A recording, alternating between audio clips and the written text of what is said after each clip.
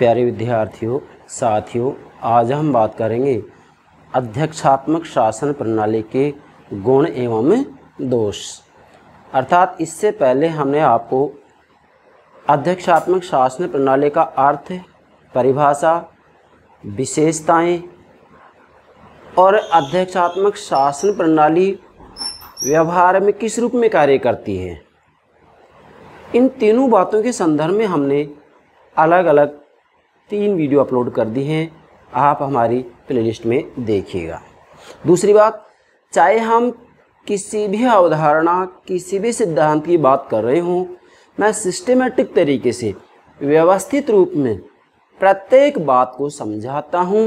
यह बात भी आपको ध्यान में रखना है। अर्थात हम राजनीति विज्ञान के पाठ्यक्रम को अस्त व्यस्त रूप में नहीं, बल्कि व्यवस्थित रूप में मैं मेरे प्राणों से प्यारे विद्यार्थियों को समझाता हूँ।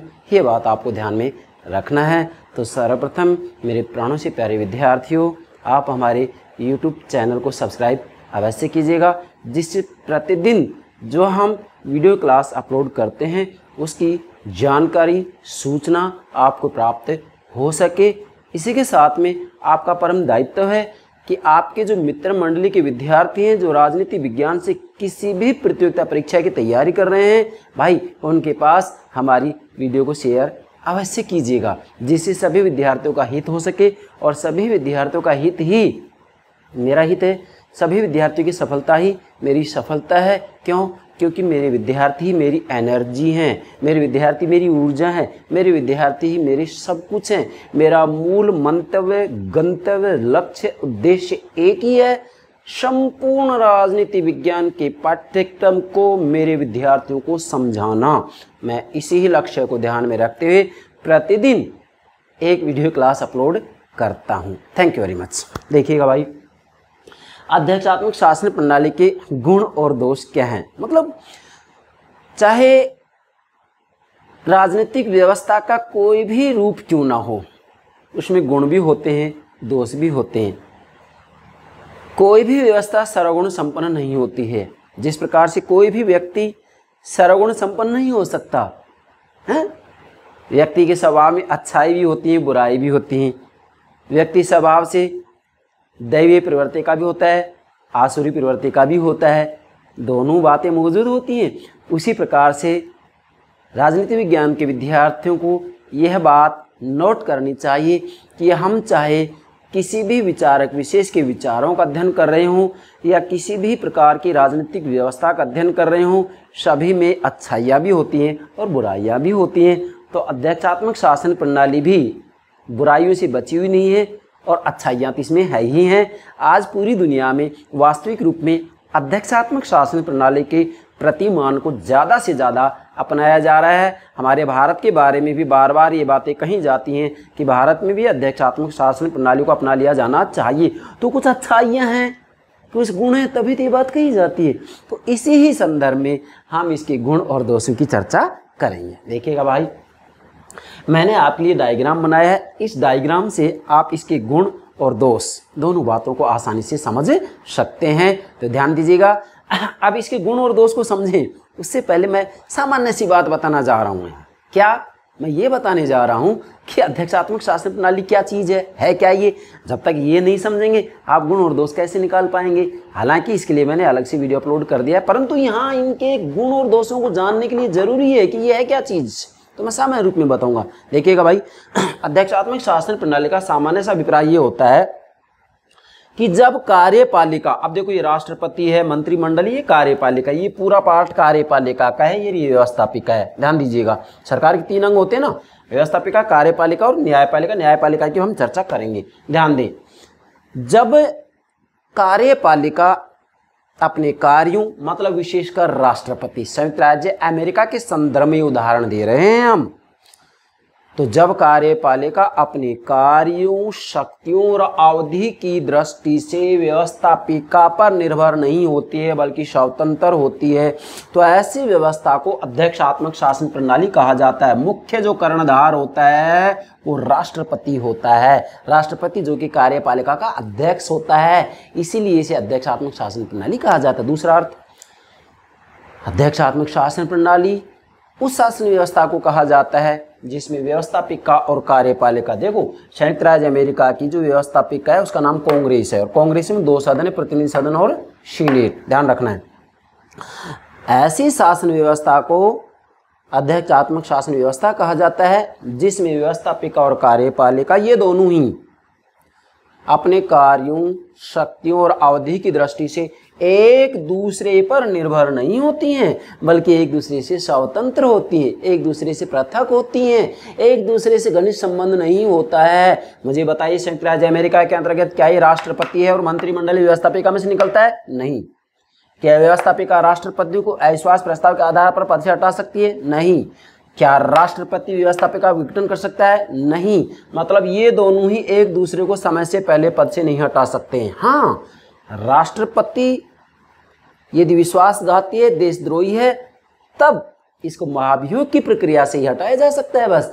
और महाभियोग की प्रक्रिया बड़ी दुष्कर है, बड़ी कठिन है, ये बात आपको ध्यान में रखनी है। तो ये हो गया अध्यक्षात्मक शासन प्रणाली क्या चीज़ है। मतलब मूल बात यही है कि अध्यक्षात्मक शासन प्रणाली में जो कार्यपालिका होती है वो व्यवस्थापिका पर निर्भर नहीं होती है। कार्यपालिका अपने कार्य, शक्ति और अवधि की दृष्टि से पूर्ण रूप में स्वतंत्र होती है, विधानमंडल या व्यवस्थापिका पर निर्भर नहीं होती है। ऐसी व्यवस्था को ही अध्यक्षात्मक शासन व्यवस्था कहा जाता है। अब इसके गुण और दोष को समझे। अब दूसरी बात समझे क्या कि ला पालोमारा नाम के एक विद्वान हैं, इन्होंने अध्यक्षात्मक शासन की सामान्य संरचना बतलाई है और ये संरचना समझ आते हैं तो इसके गुण और दोष को समझने में हमें कोई परेशानी नहीं आएगी। ध्यान दीजिएगा। मतदाता, भाई लोकतांत्रिक शासन व्यवस्था के अंतर्गत वास्तविक रूप में सभी नागरिक मतदाता थोड़ी ना होते हैं। सभी देशों में भाई या तो 18 वर्ष या 21 वर्ष मतदान की या मतदाता की आयु होती है। इसके बाद में जो मतदाता होते हैं वो व्यवस्थापिका को चुनते हैं। ध्यान दीजिएगा, चुनते हैं किसको? व्यवस्थापिका को। तो संयुक्त राज्य अमेरिका के अंतर्गत व्यवस्थापिका का नाम क्या है? कांग्रेस। कांग्रेस के 2 सदन है, प्रतिनिधि सदन और सीनेट। तो इनको सीधा जनता चुन रही है। इधर आइए, अब यहाँ मतदाता चुनते हैं प्रत्यक्ष या अप्रत्यक्ष रूप में राष्ट्रपति को। ध्यान दीजिएगा, राष्ट्रपति को भी चुना जा रहा है। जैसे भारत में जो प्रधानमंत्री है, प्रधानमंत्री कहाँ से आता है? व्यवस्थापिका में से तो आता है। मंत्रिमंडल कहाँ से आता है? व्यवस्थापिका में से तो आता है। जबकि अध्यक्षात्मक शासन प्रणाली में राष्ट्रपति व्यवस्थापिका में से आ रहा है? नहीं। मंत्रिमंडल व्यवस्थापिका में से आ रहा है? नहीं।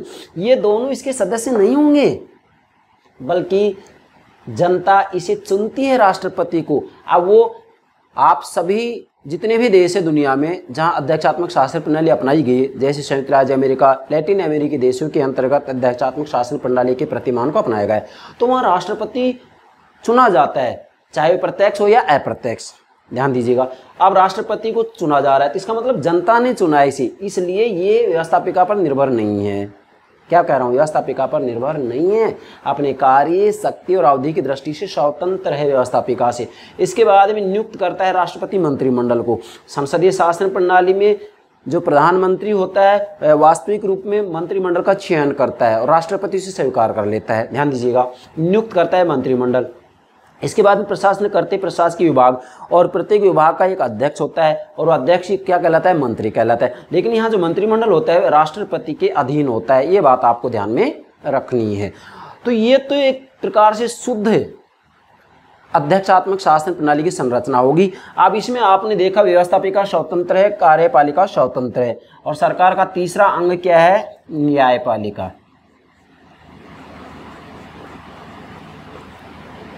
न्यायपालिका ये भी पूर्ण रूप में स्वतंत्र है। जैसा कि संयुक्त राज्य अमेरिका के संविधान के प्रथम 3 अनुच्छेदों में ही अनुच्छेद 1, अनुच्छेद 2 और अनुच्छेद 3 में व्यवस्थापिका, कार्यपालिका और न्यायपालिका को उल्लेख किया गया है। अर्थात अध्यक्षात्मक शासन प्रणाली वास्तविक रूप में शक्ति पृथक्करण के सिद्धांत पर आधारित होती है। क्या कहा मैंने? अध्यक्षात्मक शासन प्रणाली शक्ति पृथक्करण के सिद्धांत पर आधारित होती है। अब इसके आधार पर हमें इसके गुण और दोष देखने हैं। मूल बात तो हमें ये समझनी है। अब ध्यान दें भाई, चाहे संसदीय शासन प्रणाली हो, चाहे अध्यक्षात्मक शासन प्रणाली हो, दोनों में ही गुण भी हैं और दोष भी हैं। तो सबसे पहले हम अध्यक्षात्मक शासन प्रणाली के गुण की बात करेंगे। इसमें अच्छाइयाँ क्या हैं, इसके फायदे क्या हैं, इसके लाभ क्या हैं। तो नंबर 1 नोट कीजिएगा, कार्यपालिका का स्थायित्व व शासन की कार्य दक्षता। अब ध्यान दीजिएगा, पहला गुण क्या है इसका कि कार्यपालिका का स्थायित्व व शासन की कार्य दक्षता है, पहला गुण। अब इस डायग्राम से समझें आप भाई, अध्यक्षात्मक शासन प्रणाली का पहला गुण ये है कि कार्यपालिका का स्थायित्व रहता है। अब आप देखिएगा जो राष्ट्रपति है, क्या राष्ट्रपति के विरुद्ध व्यवस्थापिका अविश्वास प्रस्ताव ला सकती है? नहीं ला सकती है। जबकि संसदीय शासन प्रणाली में कार्यपालिका के खिलाफ, मंत्रिमंडल के खिलाफ व्यवस्थापिका अविश्वास प्रस्ताव ला सकती है और अविश्वास प्रस्ताव पारित हो जाता है तो उनको त्यागपत्र देना पड़ता है। इसलिए संसदीय शासन प्रणाली में तो कार्यपालिका और व्यवस्थापिका का जो कार्यकाल होता है वो अनिश्चित होता है, अस्थायी होता है। परंतु अध्यक्षात्मक शासन प्रणाली में राष्ट्रपति, मंत्रिमंडल, कार्यपालिका का कार्यकाल निश्चित होता है, स्थायी होता है। जैसे अमेरिका में राष्ट्रपति कार्यकाल 4 वर्ष है, तो 4 वर्ष से पहले इसे पद से नहीं हटाया जा सकता है, अविश्वास प्रस्ताव नहीं लाया जा सकता इसके विरुद्ध। हाँ, यदि विश्वासघाती देशद्रोही है तो महाभियोग की प्रक्रिया से अवश्य इसे हटाया जा सकता है, बाकी अविश्वास प्रस्ताव इसके विरुद्ध नहीं लाया जा सकता है। अब ऐसी स्थिति में जब 4 वर्ष तक ये स्वतंत्र रूप में कार्य कर रहा है, इसे अपने पद से हटने का डर नहीं है, तो वास्तविक रूप में राष्ट्रपति अच्छे से अच्छी नीतियां बना सकता है, अच्छे से अच्छे रूप में निर्णय ले सकता है। इस रूप में निर्णय ले कि दोबारा जब ये चुनाव लड़े तो जनता इन्हें अपना मत दे, अपना समर्थन दे, चुनाव में विजय कर करके भेजे, इनके जिता करके भेजे। और वैसे यहाँ एक बात और ध्यान रखनी है कि संयुक्त राज्य अमेरिका के अंतर्गत वास्तविक रूप में एक व्यक्ति 2 बार चुनाव लड़ सकता है, मतलब अधिकतम 8 वर्ष तक राष्ट्रपति रह सकता है। ये बात आपको ध्यान में रखनी है। अब लगातार मान लीजिएगा 4 वर्ष तक राष्ट्रपति रह गया, 4 वर्ष से पहले इसको पद से नहीं हटाया जा सकता, दूसरी बार भी चुनाव में जीत जाता है। ऐसी स्थिति में वास्तविक रूप में लंबे समय तक स्वतंत्र रूप में ये कार्य करता है, तो वास्तविक रूप में राजनीति का इसको ज्ञान होता है और पूर्ण रूप में स्वतंत्र ही व्यवस्थापिका पर निर्भर नहीं है। व्यवस्थापिका इसके विरुद्ध, राष्ट्रपति के विरुद्ध अविश्वास प्रस्ताव नहीं ला सकती, इसे पद छोड़ने के लिए बाध्य नहीं कर सकती है। इसलिए स्वतंत्र रूप में विवेकपूर्वक तरीके से अच्छे से अच्छे नीतियां और निर्णय ले सकता है। इसलिए जब ये 8 वर्ष तक पद पर बना रहता है तो वास्तविक रूप में इसमें कार्य दक्षता होती है, ये कार्यों को बड़ी कुशलता से करता है, ये कार्यों को बड़ी बुद्धिमत्ता से करता है। ये इसका पहला गुण हो गया। दूसरा, संकट के समय में इसकी उपयुक्तता है और परिस्थिति अनुकूलता है। ध्यान दीजिएगा, संकट के समय में इसकी उपयुक्तता है और परिस्थिति अनुकूलता है। ध्यान दीजिएगा, दूसरा गुण होगा ये कि संकट के समय में इसकी उपयुक्तता है। क्यों है? क्योंकि अध्यक्षात्मक शासन प्रणाली के अंतर्गत व्यवस्थापिका, कार्यपालिका और न्यायपालिका पृथक पृथक होती हैं, संविधान में पृथक पृथक रूप में व्यवस्था कर दी जाती है। तो जो ये कार्यपालिका होती है, मतलब राष्ट्रपति, मंत्रिमंडल, ये स्वतंत्र रूप में खुल करके अपने निर्णय ले सकते हैं और संकट जैसी स्थिति का ठीक से मुकाबला कर सकते हैं। संकट के समय में कैसी नीतियां बनानी है, किस रूप में देश की सुरक्षा करनी है, इसका निर्णय राष्ट्रपति बुद्धिमत्ता से, विवेक से, स्वतंत्र रूप में ले सकता है। यह केवल अध्यक्षात्मक शासन प्रणाली में संभव हो सकता है, संसदीय शासन प्रणाली में संभव नहीं हो सकता है। क्यों?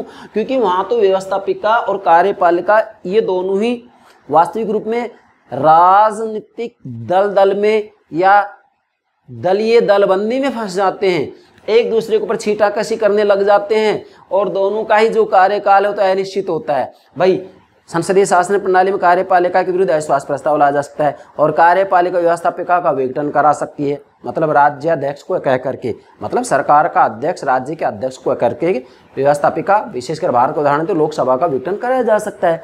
सरकार का अध्यक्ष हमारे भारत में प्रधानमंत्री है, राज्य का अध्यक्ष कौन है? राष्ट्रपति है। तो प्रधानमंत्री राष्ट्रपति को कह करके लोकसभा का विघटन करा सकता है, तो दोनों का कार्यकाल है निश्चित, ठीक है। जबकि अध्यक्षात्मक शासन में दोनों का कार्यकाल निश्चित है। इसलिए संकट जैसी स्थिति का सामना कार्यपालिका ठीक से कर सकती है, जबकि संसदीय शासन प्रणाली में दिक्कत आती है। तीसरा गुण क्या है, समझेंगे। शासन शक्ति के प्रयोग में दलबंदी का न्यूनतम प्रभाव है। आप ध्यान दीजिएगा, शासन शक्ति के प्रयोग में दलबंदी का न्यूनतम प्रभाव है। आप ध्यान दें भाई, अध्यक्षात्मक शासन प्रणाली में वास्तविक रूप में दलबंदी बिल्कुल नाम मात्र की होती है। क्यों होती है? कि कार्यपालिका और व्यवस्थापिका, यहाँ पर भी जनता चुन रही है इनको, यहाँ पर भी जनता चुन रही है, हैं? अब चुनाव होने के बाद में राजनीतिक दल राजनीति से हट जाते हैं, राजनीति में इतने सक्रिय नहीं होते हैं। वास्तविक रूप में ऐसी स्थिति में फिर कार्यपालिका और व्यवस्थापिका खुल करके अपना कार्य कर पाते हैं, स्वतंत्र रूप में निर्णय ले पाते हैं। क्यों? क्योंकि चुनाव होने के बाद में वास्तविक रूप में राजनीतिक दल स्वतः ही राजनीति की सक्रियता से पीछे हट जाते हैं। ऐसी स्थिति में यहाँ कार्यपालिका और व्यवस्थापिका दलबंदी से दूर रहती है, वहाँ पर राजनीतिक दलबंदी नहीं हो पाती है, जबकि संसदीय शासन प्रणाली में दलबंदी होती है। क्यों? क्योंकि वहाँ व्यवस्थापिका और कार्यपालिका ये दोनों एक दूसरे पर निर्भर होती हैं, इसलिए वहाँ राजनीतिक दलबंदी के आधार पर निर्णय लिए जाते हैं, जबकि यहाँ पर दलबंदी के आधार पर निर्णय नहीं लिए जाते हैं, बल्कि देश हित को ध्यान में रखते हुए निर्णय लिए जाते हैं। चौथा, नागरिकों की स्वतंत्रता का प्रभावी सुरक्षण। ध्यान दीजिएगा, नागरिकों की स्वतंत्रताओं का प्रभावी सुरक्षण मतलब अध्यक्षात्मक शासन प्रणाली में नागरिकों की स्वतंत्रता सुरक्षित रह पाती है। कैसे? अध्यक्षात्मक शासन प्रणाली शक्ति पृथक्करण के सिद्धांत पर आधारित है। शक्ति पृथक्करण का मतलब सरकार के 3 अंग है, व्यवस्थापिका, कार्यपालिका, न्यायपालिका, तीनों पृथक पृथक होते हैं। संविधान में व्यवस्था कर दी जाती है, जैसे संयुक्त राज्य अमेरिका के संविधान के अनुच्छेद 1, 2, 3 में व्यवस्थापिका, कार्यपालिका, न्यायपालिका को उल्लेख किया गया है। तो वास्तविक रूप में स्वतंत्र रूप में अपने अपने कार्यों को करते हैं और अपने अपने कार्यों को स्वतंत्र रूप में करते हैं, तो ये तीनों ही सरकार के अंग एक दूसरे का सहयोग करने के लिए बाध्य होते हैं। ध्यान दें, एक दूसरे का सहयोग करने के लिए बाध्य होते हैं। जब तक एक दूसरे का सहयोग नहीं करेंगे तब तक राजनीतिक व्यवस्था का सुचारू रूप में संचालन नहीं हो सकता। और जब एक दूसरे का सहयोग करने के लिए बाध्य होते हैं तो ऐसी स्थिति में एक शक्ति 2 शक्तियों पर नियंत्रण रखती है और 2 शक्ति एक के ऊपर नियंत्रण रखती है।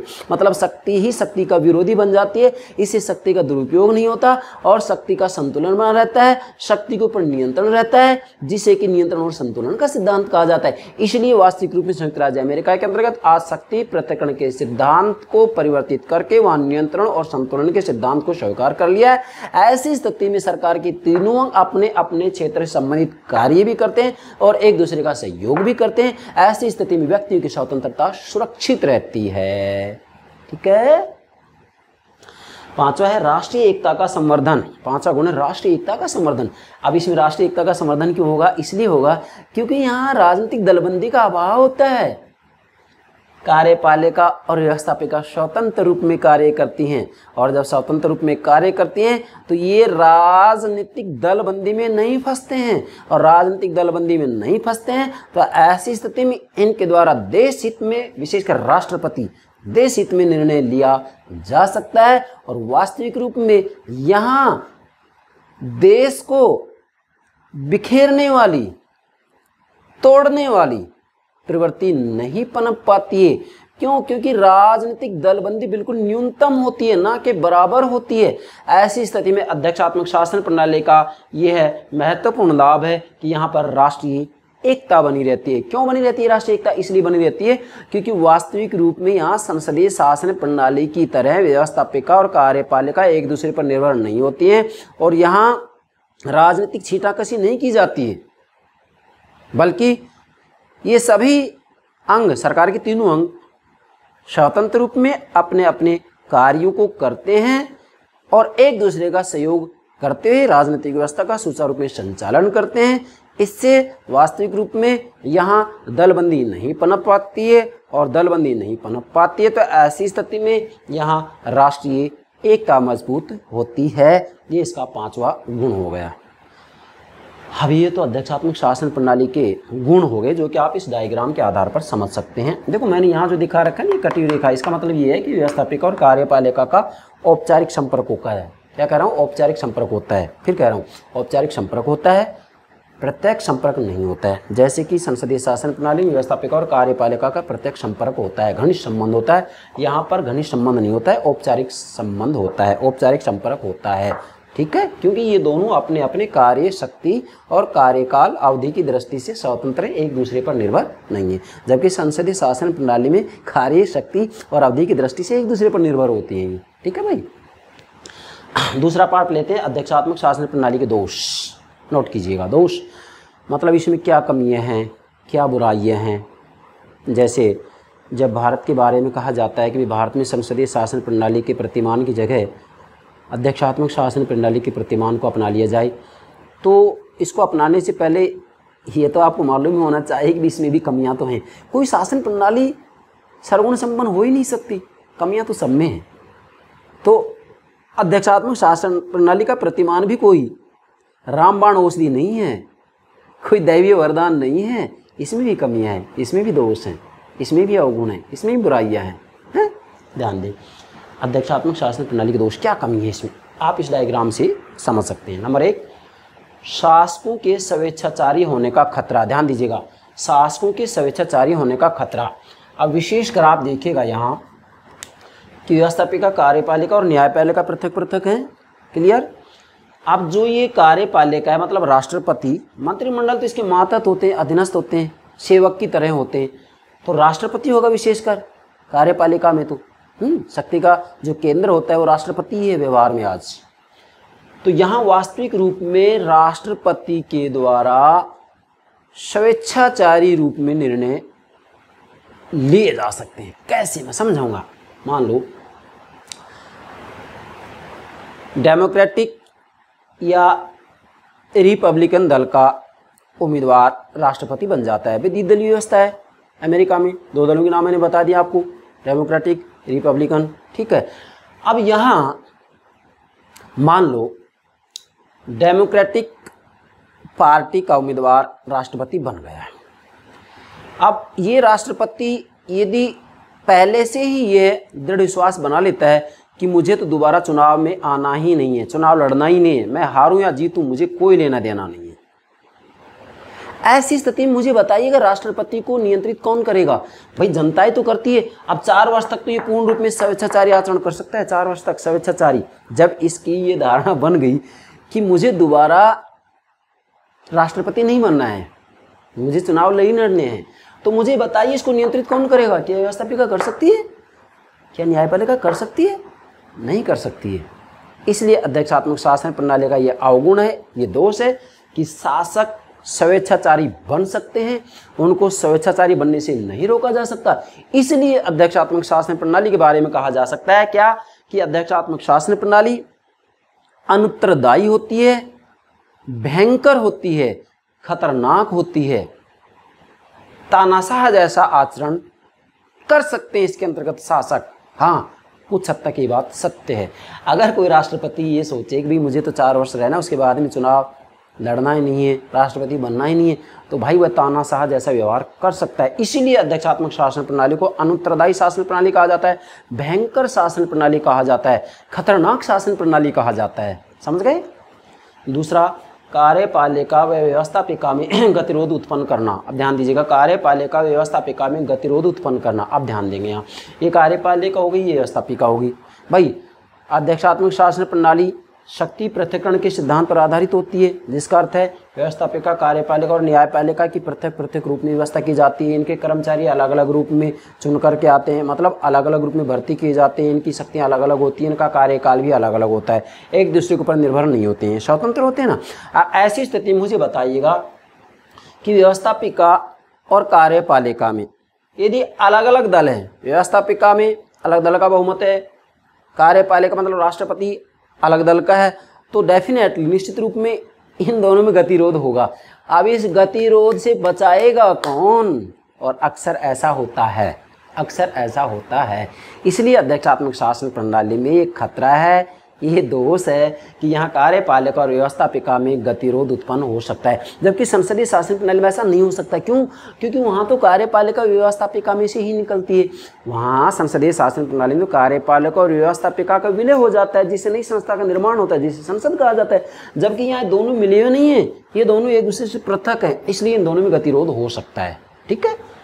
तीसरा है राजनीतिक व्यवस्था में सुनिश्चित उत्तरदायित्व का अभाव। अब ध्यान दीजिएगा, राजनीतिक व्यवस्था पॉलिटिकल सिस्टम में, अमेरिकन पॉलिटिकल सिस्टम में है राजनीतिक व्यवस्था में सुनिश्चित उत्तरदायित्व का अभाव तीसरा दोष है। अब ध्यान दें भाई, सत्य बात है ये कि यहाँ शक्ति पृथक्करण के सिद्धांत को अपनाया गया है। मतलब अध्यक्षात्मक शासन प्रणाली शक्ति पृथक्करण के सिद्धांत पर आधारित होती है।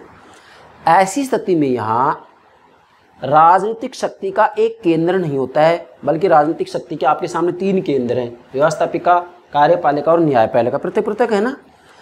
अब ऐसी स्थिति में वास्तव में कार्यपालिका और व्यवस्थापिका, कार्यपालिका राष्ट्रपति, कार्यपालिका और व्यवस्थापिका, ये एक दूसरे के ऊपर जिम्मेदारी डाल देते हैं, उत्तरदायित्व डाल देते हैं। मान लो राष्ट्रपति के द्वारा कोई गलत निर्णय लिया जाता है, देश हित में कार्य नहीं किया जाता है, तो ऐसी स्थिति में राष्ट्रपति व्यवस्थापिका के ऊपर दोषारोपण कर सकता है, अपनी कमियों को इसके ऊपर आरोपित कर सकता है, या सारे उत्तरदायित्व व्यवस्थापिका के ऊपर डाल सकता है कि भाई इन्होंने धन की मंजूरी नहीं दी हैं, हमने, मतलब राष्ट्रपति कह रहे कि हमने जैसा कहा उस अनुरूप व्यवस्थापिका ने कानून नहीं बनाई, हम क्या करें, उत्तरदायित्व डाल दिया किस तरह व्यवस्थापिका पर। ऐसे ही व्यवस्थापिका भी यदि कोई गलत काम कर बैठती है, कोई गलत कानून बना पाती है या देश हित में कोई कानून नहीं बना पाती है, तो ऐसी स्थिति में व्यवस्थापिका राष्ट्रपति मतलब कार्यपालिका के ऊपर उत्तरदायित्व डाल देते हैं। कैसे, व्यवस्थापिका ये कहेगी कि हमने तो देश हित में कानून बनाया था, मगर राष्ट्रपति ने, कार्यपालिका ने उसे स्वीकार ही नहीं किया, एक दूसरे पर जिम्मेदारी डाल दी ना, तो उत्तरदायित्व कौन निभाएगा, उत्तरदायित्व किस पर होगा, जिम्मेदारी कौन दे कि भाई ये मेरी जिम्मेदारी है। यहाँ पर एक दूसरे के ऊपर जिम्मेदारी डाल दी जाती है, हाँ डाली जाती है, एक दूसरे के ऊपर उत्तरदायित्व डाल दिया जाता है, एक दूसरे के ऊपर दोषारोपण किया जाता है, एक दूसरे के ऊपर दोषारोपण किया जाता है। ये संसदीय शासन प्रणाली में नहीं हो सकता है।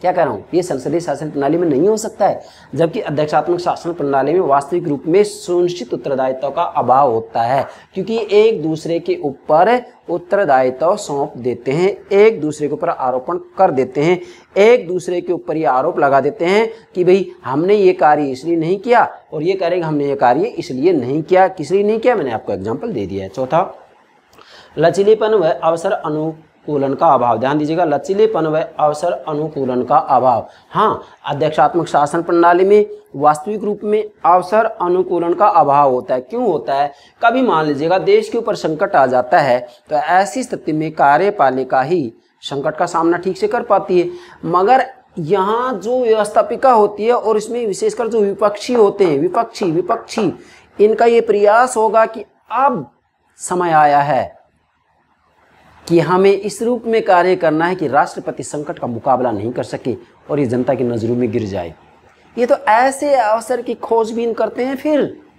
क्यों, क्योंकि व्यवस्थापिका पृथक है, कार्यपालिका पृथक है। संसदीय शासन प्रणाली में तो कार्यपालिका से कोई गलती होती है तो व्यवस्थापिका नहीं बच सकती है, व्यवस्थापिका से गलती होती है कार्यपालिका नहीं बच सकती है, जबकि यहाँ तो एक दूसरे के लिए इस रूप में कार्य करते हैं कि वास्तविक रूप में हम ये कहेंगे जिसे कि अड़ंगे की राजनीति कहा जाता है, अड़ंगे की राजनीति कहा जाता है, अड़ंगीबाजी की राजनीति कहा जाता है कि एक दूसरे को गिराओ जिससे कि जनता की नजरों में ये गिरे। इसलिए यहाँ वास्तविक रूप में लचीलेपन व अवसर अनुकूलन का अभाव होता है। मतलब वास्तविक रूप में यहाँ राष्ट्रपति के द्वारा यदि संकट का मुकाबला करने के लिए ठीक से कोई निर्णय या नीति ली जाती है तो यहाँ इधर व्यवस्थापिका बार बार अड़ंगे की नीति का प्रयोग करती है। व्यवहार में ऐसा देखा जाता है। पांचवा है, अब यहाँ थोड़ा सा हम ध्यान दीजिएगा, राजनीतिक दल या राजनीतिक दल विश्राम करने लगते हैं। इस बिंदु का आप दूसरे रूप में लिखेंगे, मैं जैसे बोल रहा हूं, मैंने शॉर्ट में लिखा है इसको, आप लिखिएगा राजनीतिक दल राजनीतिक विश्राम करने लगते हैं। इस बिंदु कैसे लिखें आप, क्या पांचवा बिंदु लिखें, राजनीतिक दल राजनीतिक विश्राम करने लगते हैं। राजनीतिक विश्राम की संज्ञा ऐसी फाइनर ने दी है, नोट कीजिएगा, ऐसी फाइनर ने राजनीतिक विश्राम की संज्ञा दी है। अब यहाँ जो पांचवी कमी है वो ये है अध्यक्षात्मक शासन प्रणाली में कि वास्तविक रूप में अध्यक्षात्मक शासन प्रणाली में चुनाव होने के बाद में राजनीतिक दल राजनीति से पीछे हट जाते हैं, राजनीति में सक्रिय नहीं रहते हैं। तो ऐसी स्थिति में वास्तव में लोकतांत्रिक शासन व्यवस्थाओं के अंतर्गत राजनीतिक दल ही तो प्रहरी की भूमिका निभाते हैं, प्रहरी की भूमिका निभाते हैं, रक्षक की भूमिका निभाते हैं, लोकतांत्रिक शासन व्यवस्था की रक्षा हो इसकी भूमिका निभाते हैं। परंतु अध्यक्षात्मक शासन प्रणाली में तो चुनाव होने के बाद में राजनीतिक दल शांत हो जाते हैं और ये राजनीतिक रूप में विश्राम करने लग जाते हैं। इसलिए तो कहा है कि अध्यक्षात्मक शासन प्रणाली में राजनीतिक दल राजनीतिक विश्राम करने लग जाते हैं, और जब ये विश्राम करने लग जाते हैं तो ये प्रहरी की भूमिका नहीं निभा पाते हैं, और प्रहरी की रक्षक की भूमिका नहीं निभा पाते हैं। तो ऐसी स्थिति में वास्तविक रूप में यहाँ राजनीतिक शक्ति का दुरुपयोग किया जाता है, अर्थात शासक जनहित में कानून बनाए नहीं बनाए मनमाना आचरण कर सकते हैं, क्योंकि राजनीतिक दल राजनीतिक विश्राम करने लग जाते हैं, राजनीतिक दल प्रहरी की भूमिका नहीं निभा पाते, जबकि संसदीय शासन प्रणाली में राजनीतिक दल प्रहरी की भूमिका निभाते हैं। छठा है सर्वोच्च न्यायालय तीसरा सदन बनने की स्थिति में आ जाता है। तीसरा सदन, नोट कीजिएगा, तीसरा सदन वास्तविक रूप में संयुक्त राज्य अमेरिका के अंतर्गत जो न्यायपालिका है वही तीसरा सदन जैसा व्यवहार करने लग जाती है, और हम ये कहें कि तीसरे सदन जैसे व्यवहार कर भी रही है। अब तीसरा सदन का मतलब क्या है, पहले तो ये समझे भाई, व्यवस्थापिका द्विसदनात्मक है अमेरिका में, मतलब संयुक्त राज्य अमेरिका की जो व्यवस्थापिका उसका नाम कांग्रेस है, कांग्रेस के 2 सदन हैं, प्रतिनिधि सदन और सीनेट, 2 सदन होंगे ना। अब तीसरा सदन कौन होगा, न्यायपालिका। मतलब यहाँ ये कहा जा रहा है कि अमेरिका में जो सर्वोच्च न्यायालय है ना वो तीसरा सदन बनने की स्थिति में आ गया है आज, और सच्चाई भी है। इसका मतलब क्या है कि वास्तव में संयुक्त राज्य अमेरिका में या अध्यक्षात्मक शासन प्रणाली में जो न्यायपालिका है ना वो वास्तव में व्यवस्थापिका और कार्यपालिका के किन्हीं भी कार्यों और कानून की संवैधानिकता की जांच कर सकती है, और जब तक न्यायपालिका ये ना कह दे कि कार्यपालिका ने जो निर्णय लिए हैं, जो नीतियां बनाई हैं संविधान के अनुरूप हैं, तब तक राष्ट्रपति बोना है। व्यवस्थापिका के द्वारा जो कानून बनाए जाते हैं, जब तक न्यायपालिका ये नहीं कह देती है कि आपने जो कानून बनाए संविधान के अनुरूप हैं, तब तक ये भी बोनी है, कमज़ोर है।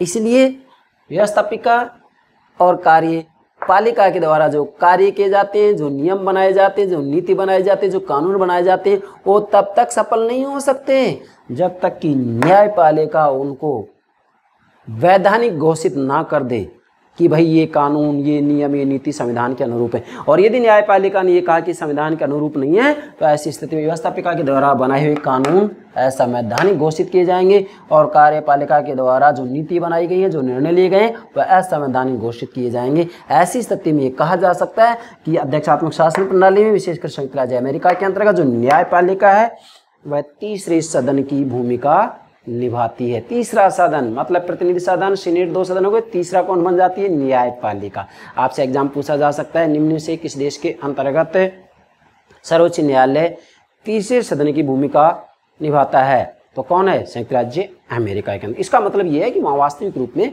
व्यवस्थापिका और न्यायपालिका जब वास्तव में इस बात को लेकर के टकरा जाती हैं कि भाई व्यवस्थापिका ने जो कानून बनाए हैं वो संविधान के अनुरूप है, मगर न्यायपालिका कह रही कि नहीं, आपने जो कानून बनाए संविधान के अनुरूप नहीं है, तो क्या करेगी व्यवस्थापिका, और फिर राष्ट्रपति, कार्यपालिका, ये भी जब तक न्यायपालिका रूपी चश्मे में से, छलनी में से छन करके नहीं आ जाता, देखा नहीं जाता, तब तक इसके नीति निर्णयों को भी संवैधानिक, वैधानिक घोषित नहीं किया जा सकता।